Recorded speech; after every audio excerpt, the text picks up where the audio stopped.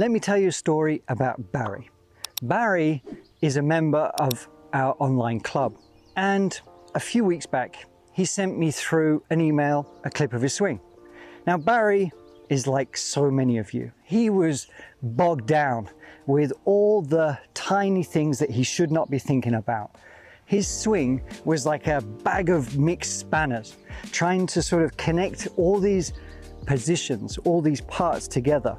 And one of them was very much specifically the wrists. He was so conscious about his takeaway, about what his wrists were doing. And what that was encompassing was at the top of the swing, he was casting it. At the takeaway, he was whipping it on the inside.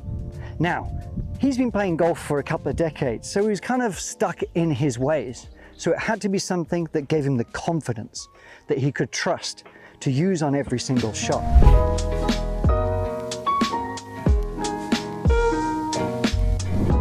It reduces variables. What do I mean by that?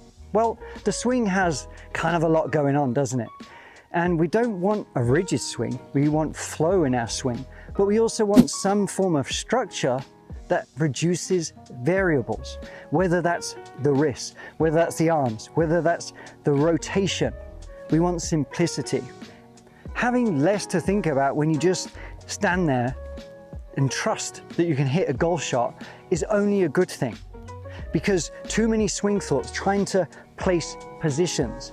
You can't swing your way around a golf course. You have to react to the target. So we need a swing that is simpler.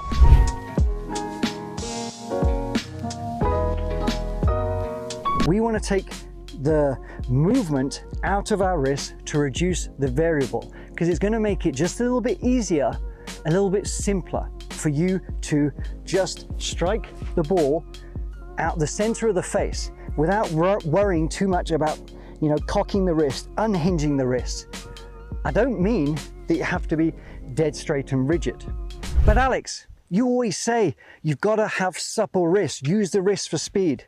Yes, but this is for those of you who are doing it too much.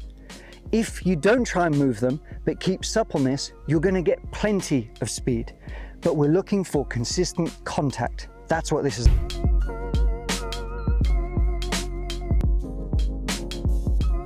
So there's some main keys that I want you to apply, whether it's off the tee, whether it's off the fairway, rough, hybrids, whatever.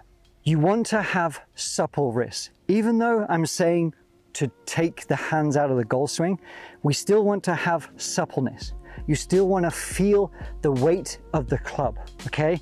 Number two is, yes, we're wanting to sort of deaden the wrists a little bit, okay? But we still really want to just allow it to happen. We're just not trying to consciously hinge or cock the wrist either by pushing down. It's almost going to feel like a straight arm golf swing. Think of it like Tommy Fleetwood. If you have a Tommy Fleetwood swing, it's a little bit firmer with the wrists, a little bit firmer with the arms. And that's what it looks like. To really emphasize this, to get the most out of your golf shots, we're going to start using the core. So the swing is going to be guided by the core on the way back and on the way through, okay? This is the engine. Whether it's the sternum, the core, this is the engine that we want to have. Taking the hands out, feeling the weight of the club, using the core, and getting the powerful strikes. And the cool thing is, if you want to be a really good wedge player, this is going to help a ton. Some of the best pitchers in the world, Steve Stricker, Jason Day, Jordan Spieth, they all sort of take the wrists out of the action because we want a shallow sort of angle of attack. Use more wrists, things can get a bit steeper. So if we don't try and use the wrists at all, it's almost going to feel like we're brushing it. And that is going to give you a reliable sort of contact. Now see, it is still, hinging just a little bit, but I'm not trying to do it. I can still feel the weight of the club, but my emphasis is core, maintaining this triangle here, okay? We're just maintaining the triangle, rotating the core through, and feeling like it's relatively dead hands, and what you'll get is nice, smooth, sweeping strikes. I'm going to show you a little feel that is going to give you just a little bit more oomph when you want it. And this simple feel is, as you're coming through, you're going to feel almost like you're brushing, just a little forehand. Whether you've played ping pong, tennis, it's just a little motion like that. Feeling in the bottom sort of muscles of your trail hand, you're just going to wipe over. But here's the thing, it isn't this way, okay? We are having a sensation that the club head is not passing the hands. So from here, you can see as I swing through, that's the feeling, almost like I'm wiping up.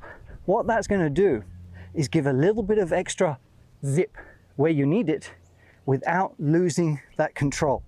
But that is a little extra boost to get maybe 10, 20 more yards off your drives, but with the consistency you need.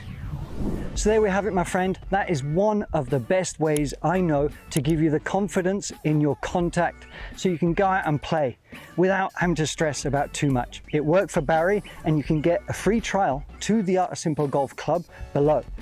Now, check out this lesson. That is going to give you the emphasis that we've touched on here to take it to the next level. And I'll see you next time.